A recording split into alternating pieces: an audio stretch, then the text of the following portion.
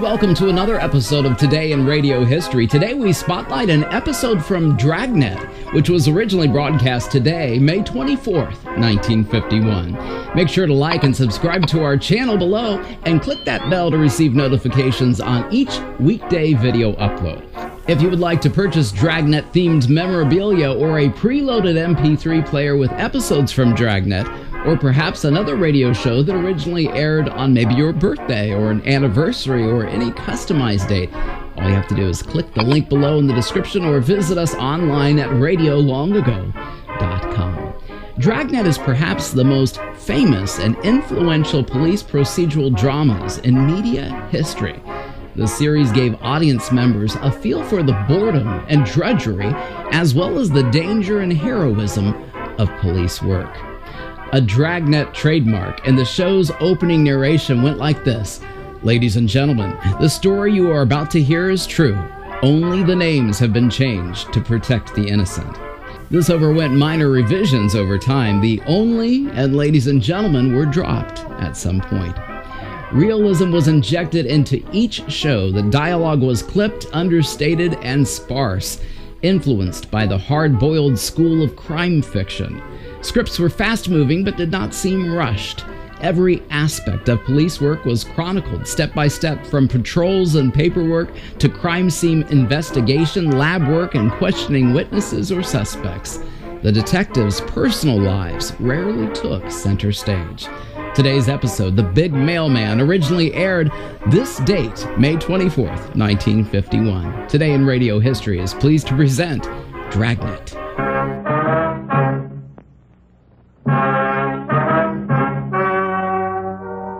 The story you are about to hear is true. Only the names have been changed to protect the innocent. Fatima Cigarettes, best of all long cigarettes, brings you Dragnet.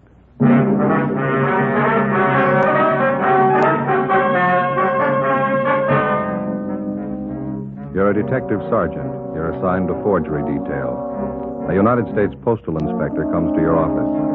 You've received the same complaints he has. Somebody is stealing mail in your city. Your job? Help get him. Friends, compare Fatima with any other king-size cigarette. You'll find a world of difference. Yes, in Fatima, the difference is quality. Quality of tobaccos. The finest domestic and Turkish varieties. Extra mild, superbly blended. To give you a much different, much better flavor and aroma. Quality of manufacture. Smooth, round, perfect cigarettes. Rolled in the finest paper money can buy. Manufactured in the newest and most modern of all cigarette factories. Quality. Even to the appearance of the bright, clean, gold and yellow package. Carefully wrapped and sealed. To bring you Fatima's rich, fresh, extra mild flavor. So compare Fatima yourself today. You'll find Fatima's now cost the same as other long cigarettes. But your first puff will tell you... Ah, that's different. Yes, in Fatima, the difference is quality. Buy Fatima.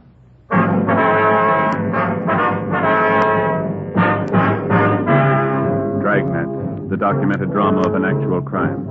For the next 30 minutes, in cooperation with the Los Angeles Police Department, you will travel step by step on the side of the law through an actual case transcribed from official police files. From beginning to end, from crime to punishment, Dragnet is the story of your police force in action. It was Monday, March 3rd. It was raining in Los Angeles. We were working the day watch out of forgery detail. My partner's Ben Romero. The boss is Captain Harry Elliott. My name's Friday. It was 7:45 a.m. I got to room 29. Forgery detail. Morning, Joe. Hi, Ben. Sure coming down out there. Yeah? Look at this coat. It's soaking wet. Is that the same trench coat, that English one? Yeah. Ever since I had it cleaned, it seems to soak up the water a little more. Does it leak? Oh, no. It just seems to take on a little more water. Keeps me dry. Got something to show you, Joe. Yeah? Remember that old raincoat of mine used to leak up through the seams over the shoulder? Oh, yeah, sure. Take a look at this. What do you got there? Pretty neat, huh? Well, yeah, what is it? My new raincoat. Hmm. Never know, would you? It's small, compact. The whole thing's hardly any bigger than a pack of cigarettes. Not bad, huh? Yeah. Where'd you get it? Wife bought it for me. Amy says it's regular full-size raincoat, size 40 long. Amy says. So didn't you try it on? Oh, no, you know how they make something like this. It's made out of plastic. Size isn't too important. Mhm. Just a plain coat. Slips right on over your suit, just like any other raincoat. I know it'll fit. You haven't worn it yet, huh? No, it hadn't started to rain when I left home. Mm-hmm. Could I see that? Sure. Real compact, isn't it? Now, something like this is really practical. Yeah, huh? Little packages like that, you carry it around with you all the time. Never take up any room at all. Yeah. What's it look like? Just like that little pouch there. Same stuff. It's transparent, you know, regular plastic. Well, could we look at it inside? I mean? Okay, let's see. Well, here, you better do it. Yeah, okay. Well, you just unzip it here. Mm-hmm. Sure is compact, isn't it? Yeah. There we go. Look there, Joe. All folded up nice and neat. Yeah. Sure is lightweight, too. Plastic's great, isn't it? Fine, yeah. There we go. Full-size raincoat. See there? Fits fine. Never know a full-size coat would go in a thing like that little pouch there, would you? It's no bigger than a tobacco pouch. Yeah, it's pretty good. You ought to try it on, Joe. Never know you had anything on. Sure is light and nice. Yeah, I can see. Now we just put it back in the pouch till I'm ready for it. Let's see now. Collar goes up. Front folds in like this. No. No, that isn't right. Goes this way. Let's put it down on the table. That'll be better. Yeah. Yeah, that's better. Now, here we go. Now we fold the arms in here. Now the bottom part comes up this way. Now we fold it over and again. Easy, isn't it? Just follow the crease marks and you're home, Joe. Yeah. Now, if you'll hand me that little pouch, Joe. Oh, yeah. Here you go. Oh, thank you. Now, no, I guess that's too big. Well, we'll make one more fold, guy. Yeah. It's small enough this way, but it's too fat, isn't it? You better watch it there. You're going to tear that little sack. That's funny. I folded right over the old creases there. Too fat, isn't it? Yeah. Well, couldn't you just carry it in your pocket like that without the pouch? Sure, let's see. Flip it in my coat pocket. No, that won't do, Joe. It bulges right out. It's kind of springy. It jumps out. It's like a piece of pongee silk. Yeah, it seems to. Well, it's so lightweight and easy to handle. Sure. Plenty easy to carry just like that anyway. Yeah. Well-made little pouch there. Seems a shame not to be able to use it. You smoke a pipe? No, you know that. Just cigarettes. Yeah, I'll find some use for it. Probably 100 things a fellow could use a little pouch like this for if he could just think of them right off. Yeah, that's right. Riley, Romero, you want to step in here for a minute? Right, Captain. You fellows know Inspector Smith, Post Office Department? Sure, how are you? Romero? Good to see you, Leo. How you doing, Joe? Sit down, won't you? Thank you. Thanks very much. Inspector Smith's over here on that mail thief case that we've been working on. Oh, yeah. Did you receive those reports we sent over to you yesterday? No, I haven't been to the office yet. Came straight over here. Well, burglar returned it over to us yesterday afternoon. Ben and I ran it down. Seems to us like it might fit in somewhere here. Miller and Ashton have probably got your reports now. I was just going to call in. You mind filling me in on it? Apartment house over on Alvarado. Landlady reported a theft of part of a mailbox out there. Yeah, somebody stole the master panel off the front of the community mailbox at the apartment house. Figure it must have happened sometime during the night. Oh, yeah, I believe we got something on that, too. A postman on the route reported it. That's how he's getting into the mailboxes. Steals the front panel, makes a key for himself, and then on, he's in business. Smart guy like we're after could put a key like that to good use. It's fit a great many different mailboxes around town. Yeah, it's the same M.O. We've been on this guy for a long time. He pulled the same thing down in San Diego, was knocking down about $2,000 a month. Then he laid out. Now he's at it again up here in L.A. Mm-hmm. Well, as you know, we've been getting reports of the thefts and the passing of the checks about 10 days ago. Yeah, I know. We've got 5 checks passed by this same thief, according to handwriting analysis. We know it's the same guy. Talked to the victims and the bank teller. Description of the guy seems to tally with what you people have on him. Yeah. There's just one thing we haven't been able to piece out yet. What's that, Joe? When he steals a check, how does he know what bank to pass it on? Well, I think we got the answer to that one. Well, let's say that he steals a letter, and we know he doesn't only hit the community mailboxes. Sometimes he goes to a private residence, fishes the letters right out of the mail slots in that case. Yeah, he's got some kind of a gimmick he gets down in those slots with. Yeah, that's what we figure, Leo. Well, we'll say after he's got a letter with a check in it. Now, it's easy enough for a good forger to put an endorsement on it, but how does he know what branch of the bank to pass it on? Well, at some time or other, he's stealing bank statements as well. Mm-hmm. Or maybe he's just lucky. At the time he steals a check, there's other mail in the box, too. The victim's bank statements. Well, as far as that goes, I suppose he's stolen more than once from the same party. He could probably get away with bank statements easy. Well, that's it. People never seem to report anything missing in the mails until weeks after it's happened. It's easy to see why. They're not sure anything's wrong until they wait several days. They don't want to bother us in the case of anything routine like monthly bank statements. And in the case of a check, well, sometimes it's from a relative or someone who owes them money, and they don't want to embarrass them by writing or calling to find out about it. And I suppose in the case of anything like a dividend check, we got a couple of those, Leo. Mm-hmm. The people who lose them just don't think it's time for them to arrive yet, so they just wait, huh? That's it. And that's why he's been so successful. Plus the fact that it takes about a week for any kind of check to be processed through central clearing at any bank, and then, too, the bank wouldn't necessarily know that anything was wrong at that time. Until the bank receives a complaint from the party who missed the check, they couldn't have any way of knowing that anything was wrong. That's right. Tell them what you were telling me this morning, Leo. Well, you people aren't in it deep enough to know this yet, but this guy's been hitting the same branch bank maybe 2-3 times in a row. Not here in L.A., has he? No, not yet. It looks to us like he's just started up his operations here in town. That's the way he worked it down in San Diego. Well, it's easy enough to figure. If he got a teller in some bank to go along with him, someone who didn't suspect him, and since the victims reported so late, he could get away with it at least that many times at the same bank, couldn't he? Yeah. If people report missing mail immediately, it'd make it a lot tougher for the thief. That last name on him still good? Harvey Fletcher? That's what we're going on, yeah. We've got bulletins out to all the banks carrying that description on him, and he changed earlier. WMA, average build, 150, 160 pounds, gray eyes, about 32 to 35, well-dressed, carries a briefcase. Likeable personality. That's what we got on him. Oh, there's a little something we picked up yesterday from a bank teller. She told us the man had long sideburns, for what it's worth. You might add that. Okay. Don Myers in handwriting has checked through his files, Leo. They haven't got anything on him. And the stats office hasn't been able to make him on his M.O. And we know you people are doing everything you can for us. We appreciate it. Yeah, I wish we could do more. That name, Harvey Fletcher, of the 5 checks that we've got on the guy, according to handwriting analysis on him, he's only used that name once. Rest of the time, he signs the same last name as the payee's name on the face of the check. He passes himself off as a brother or husband or some relation to the rightful payee. Yeah, that's what's taking in all those bank tellers, plus a smooth personality. He's cool, collected, all the confidence in the world. Yeah, that figures. Yeah, we got one day before yesterday with a little different twist. Isn't going to help us any, but here's the way he's working it in some cases. Deposits a large check to the victim's account, then he only takes out a small portion in cash. Throws the tellers off even more. Here's those photo stats, Leo. What's this? Copies of the last 5 checks that we got on the guy. Oh, yeah, thanks, Harry. Myers says they're all in the same handwriting. Is there anything else we can do for you, Leo? We've got all the banks in the area covered, got bulletins out on them. Well, that's fine. Don't think we've overlooked anything. Patrol units have been alerted. With this latest theft of that mailbox panel, it's too bad we can't localize his operations a little. Leo, didn't you say that if he makes a key, that key would fit any number of boxes in the city? We couldn't pin him down to one neighborhood, could we? That's right. That key will work on different mail routes. He probably knows the neighborhood around Alvarado is hot now. He'll leave it alone anyway. It's impossible to stake him out on the actual thefts of the mail. It's too bad we can't get to him through one of the banks when he cashes them. All your manpower and ours put together couldn't cover all the banks in L.A. at one time, but we've been spot checking throughout the city, hoping maybe to tab him just by luck. We might get a break for one of our bulletins. Maybe some teller will spot him.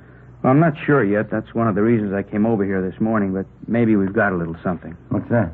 Well, a bank out in Westwood phoned us yesterday. The teller thought she recognized the guy from his description. Didn't dawn on her till after the guy had left her window. She rushed out in time to get the license number of his car. Well, maybe it's a break, huh? Yeah, looks pretty good. The check was drawn on the account of a William E. Scott. And that's the number 2 victim here in L.A. Yeah, that's right. You've got the photostat of his checks right there. Yeah, I know. Well, everything seems to fit. This check he passed yesterday out in Westwood was probably stolen at the same time as the first one, or at least it came from this Scott's mailbox. That we know. Well, didn't this William Scott report the theft of 2 checks? I know he didn't to us. Maybe he did to you. No, he didn't. Said he couldn't be sure. He gets quite a few checks through the mail. Owns a lot of stock, gets dividends. Yeah, probably doesn't know when they come each month. Yeah, that's right. He didn't miss the first one until it was way overdue. Might even be others missing. He doesn't know for sure yet. Well, anyway, he's positive on this latest one out in Westwood that the bank teller caught, huh? Sure. As soon as the bank manager called him, he knew he hadn't authorized anybody to cash any of his checks. Does the M.O. seem to match? Well, that's what's got us going on it. Looks real good. Smooth operator. Deposited part of the money. Took the balance in cash. The major switch in his operation was the fact that he didn't go to the victim's regular bank as he did on that first check. Sounds good, doesn't it? And we kind of think so. That's the reason I came over here this morning. Conway, our handwriting man, thinks it's the same as the guy we're after. He asked me to check it through Don Myers to be sure. What signature did you use on this last one? Now, that's another part of the M.O. that checks out. You remember on the first check, he forged the victim's name, William Scott, Mm-hmm. Then he made it a second-party check by signing the phony name, George Scott, passing himself off as a nephew of the victim. Pretty smart. He goes to this victim's regular bank, and he doesn't take the chance of being tabbed as the payee. He covers by using that nephew gimmick. Yeah. This time he goes to a different branch. Not the regular branch that the victim deals with as in the first case. He simply forges the victim's name and lets it go at that. You doing anything on that license number? Well, Ashton and Miller checked it out late yesterday afternoon. They're on it now. Need any help? Well, not so far. I'm interested in what Don Myers has to say about the handwriting. He ought to be through about now, huh? I'll give him a call. Well, thanks, Harry.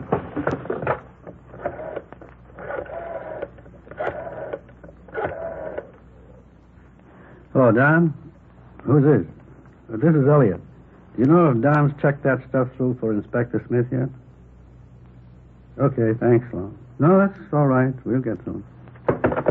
Don was called out of the office for a minute. That was Sloan. He says he's sure Don's finished with it. Oh, fine. You say when he'll be back? He just ducked down to Thad Brown's office for a minute.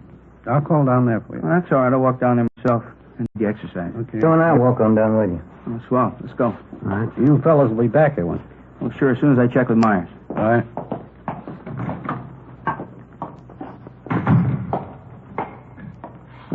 Which way is it from here? This hall looks the same from one end to the other to me. This way, Leo. Oh, okay. This affects you like the federal building does me. I get all turned around up there. Yeah. Well, those fellas down in San Diego have had a rough go on this thing. Yeah, I was talking to McGuire and Ormsby down there just the other day. They said they were going around in circles on it. They broke a lot of ground for us. Checked out a lot of suspects, cleared them. Checked out all that stuff that Brereton from CII sent down. Yeah. You know how thorough that guy is. It figures they've done a lot of legwork. Friday, you say you just talked to him down there? Yeah, that's right, Leo. Well, then you know about all those bulletins they got on the guy. Description, exemplars of his handwriting. Mm-hmm. Sent them to every police department in the United States. It's a big job. Mm-hmm. I'll go get Don. It's right in here. Thanks, Joe. Right. Don? Yeah, Joe. Leo Smith from the post office department's waiting to see you. Right, Joe. Just on my way back to the office. Fine. Hello, Don. Sorry, Leo. I had to duck out for a minute. Oh, that's all right. Say, did you get a chance to look that Scott check over? Yeah, I did. Got a couple of things to show you back in the office. Okay, fine. Was Conway positive on this one? Well, he said he felt we had the right man, but he wanted your opinion to be absolutely sure. I couldn't be positive, but I think maybe he's your man. There's a great similarity, but too much pressure on the downstrokes. The Y's, the O's. Just not too sure. They're a little different than some of the previous samples of the guy's handwriting. Uh-huh. I can show you better back at the office. Got a few things for you. Think there's a possibility, Don? Let me put it this way. I won't say it is, and I won't say it isn't. Let's pick him up and find out for sure. Here we are. Go ahead, fellas. Thank you. I've blown those things up here. Uh-huh. Call for you, Leo. I'm three. Oh, thanks, Harry. Excuse me.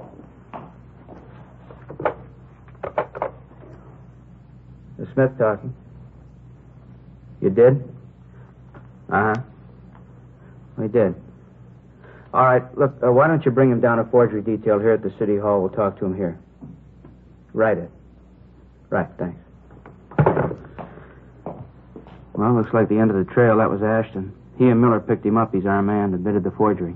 Looks like San Diego did all the work and we get all the luck. Anyway, we got him.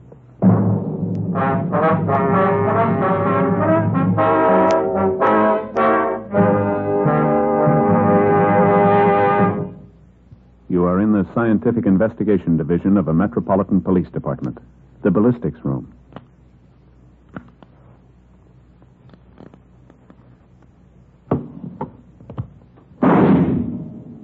You have just heard a test bullet fired from a .38 caliber revolver found in the possession of a suspect. The test slug is removed from the ballistics box and compared with the slug found at the scene of the crime. There they are. Side by side, they look alike. But examination will prove a world of difference. Now, examine a Fatima.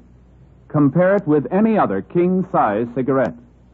Side by side, they'll look alike. But right away, you'll find there's a world of difference. Yes, in Fatima, the difference is quality.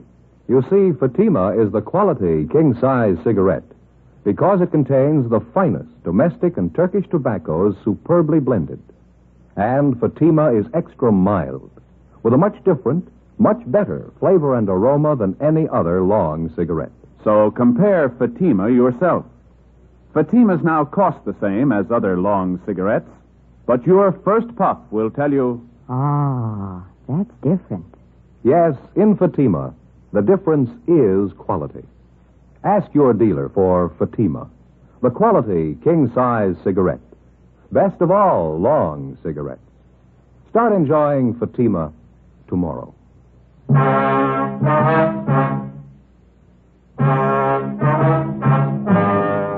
In the routine solution of a case, the police officer is always benefited by the legwork of his fellow officers.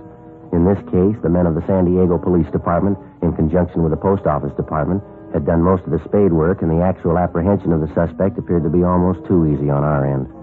Even though Ben and I hadn't participated in the physical arrest of the suspect, we felt the same gratification for the speedy solution of the case as did the postal authorities. Monday, March 3rd, 3:27 p.m. Miller and Ashton of the Post Office Department brought the suspect in for questioning. The prisoner was turned over to Inspector Leo Smith. Ben and I sat in on the interrogation. Carver Gleason, that's your true name? Yes, sir, it is. You say you've never been arrested before? No, sir, I never have. Now, you know we're going to check that out. Yes, sir. All right, now let's go over it again. The same way? That's up to you. We want the truth. I've told you the truth. You asked me questions about stealing mail, about forging checks. You said I was down in San Diego. Well, that's not true. None of it's true. Have you ever stolen from the mails? No, sir, I never have. I know that's a pretty serious offense. What makes you think forging isn't? Is that what you're trying to say? No, I'm not. I didn't say that, but this was the first time I've ever done anything like this. I didn't even think about the consequences. Should have thought about them. When's the last time you were in San Diego? I've never been there. I don't even know for sure where it is. How long you been in Los Angeles? About 3 months now. Where's your home? Akron, Ohio. How old did you say you were? 25. And what have you been doing since you got out here? It's just it. Nothing. Can't find a job. Well, how you been getting by? How you been living? Been staying down at the YMCA. Hope Street, I guess it is. What have you been doing for money? Well, my folks gave me a little when I left Akron. Thought I'd have a job by now. I didn't want to write home for any more, so when I found that check, I figured I could get away with it. I needed money, and I cashed it. And where'd you say you found it? Over on, that street out that way, La Cienega. Is that how you say it? Oh, La Cienega, yeah. Now, what were you doing out there? Well, I was answering an ad in the classifieds, trying to find a job. I had to park the car down the street from the place, and on my way back, I found this check on the sidewalk right near the bank on the corner. Where'd you get the car? It's my father's. The car's registered in your name with California plates. How do you explain that? Well, the folks told me when I got to California to go right to the authorities and register the car if I was going to stay so I wouldn't get in any trouble. That's where part of my money went. You got anything else you want to tell us? Well, I did it. I admit that. Mm-hmm. I want to make it up somehow. The check was for $57. I gave the men that arrested me 50 of it, and I spent $7. Yeah, that's all on the record. I did wrong. I'll pay the $7 back. Well, you can take that up with the judge, Gleason. Friday, Romero, you want to step outside with me a minute? Yeah, right. Gleason, you wait here with that officer. Yes, sir. What do you think? He's telling the truth. He's not the one we want. How about you, Joe? Yeah, I'll go along with Ben. Well, that makes 3 of us. Monday, March 3rd, 5 p.m. We went in and checked with Don Myers. In carefully going over exemplars of Carver Gleason's handwriting, he had definitely eliminated him as our suspect. Carver Gleason remained in custody awaiting trial. 3 months went by. During this time, the burglaries and forgeries continued. Suspects were picked up, checked out, and released. We got nowhere. Tuesday, July 12th. We received a communication from Chief Adam Jensen of the San Diego Police Department, who stated he was forwarding a radiogram from Chief John W. Polsine of the Milwaukee, Wisconsin Police Department. The radiogram from Chief Polsine stated that his handwriting man in Milwaukee had identified the suspect's handwriting, as listed in one of the San Diego bulletins, as belonging to Philip E. Holloway. Holloway was arrested 2 years previous on a reckless driving charge. The physical description of the man matched closely with the one that we'd received on the suspect known to us as Harvey Fletcher.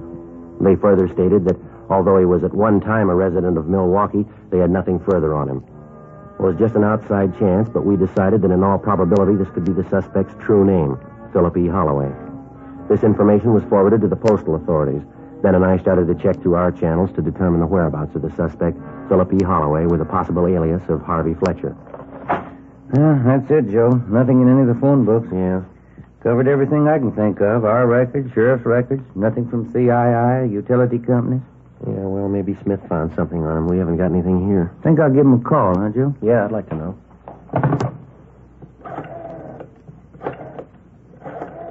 That's extension 664. Yeah, I know.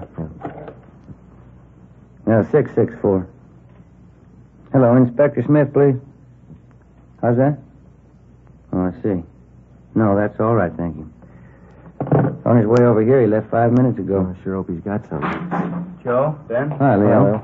Think maybe we ran it down. Good. How'd you do it? Through the Postal Service? Yeah, didn't figure, did it? Well, we didn't think he'd stay put long enough to have a permanent address. Well, he's been on the move, but we got the last known address on him. Received mail there 2 days ago. You want to check with Don Myers? He's been working over those exemplars Milwaukee sent us. I just did. Called him about 15 minutes ago. Oh, we just got back from Hawaii. What do you have to say this time? Well, he and Conway agree all the way this trip. Yeah? Holloway's our man. Together with the postal authorities, Ben and I helped in the 24-hour surveillance placed on the suspect, Philip E. Holloway. Our findings disclosed that he was living in a modest apartment house and he was employed by a local vacuum cleaner company as a door-to-door salesman.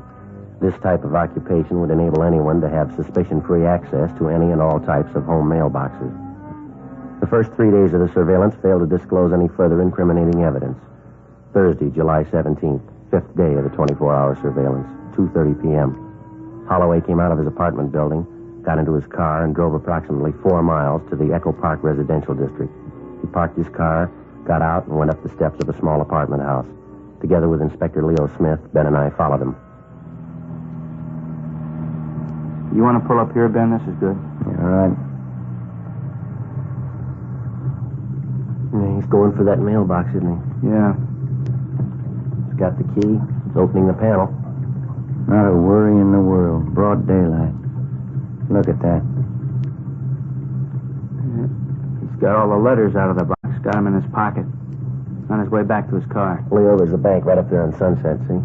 Okay, let's stay with him. How's it look, Joe? You can see up ahead there. Is he pulling out? Wait a minute. All right, let's go.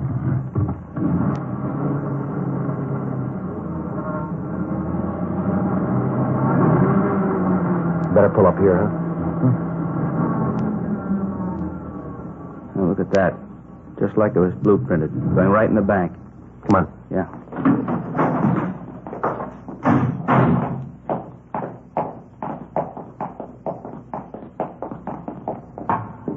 Joe, you see him?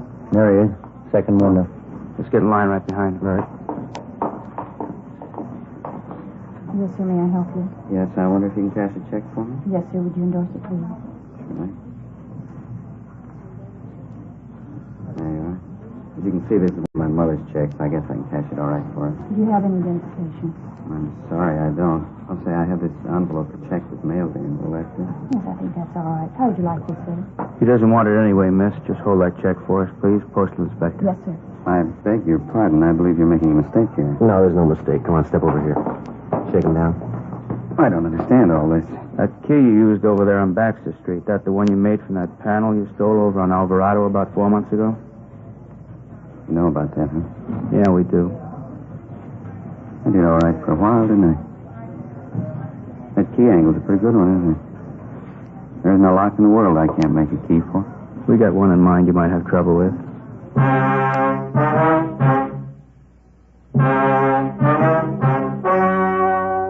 The story you have just heard was true. Only the names were changed to protect the innocent. On October 15th, trial was held in the United States District Court, State of California. In a moment, the results of that trial. And now, here is our star, Jack Webb. Thank you. Friends, all of us on Dragnet are convinced that Fatima is the best of all long cigarettes. We think you'll like them as much as we do. But the only way you can tell is to buy a pack of Fatimas and compare them with any other king-size cigarette. Now, side by side, they'll look alike, but in Fatima, the difference is quality. Quality that gives you extra mildness, a much better flavor and aroma. Compare Fatima. You'll agree, Fatima is the best of all long cigarettes.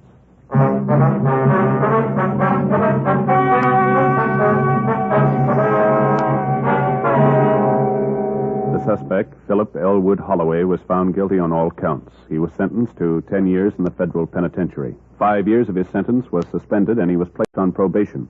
One of the conditions being that he make restitution of the stolen money. Ladies and gentlemen, accidents of all types kill more persons from 1 to 35 years of age than does any single disease. America's homes and children can best be kept safe if every father, mother, and child develops the personal responsibility to know and observe home safety rules. Make home safety a family affair. Be careful. The life you save may be your own.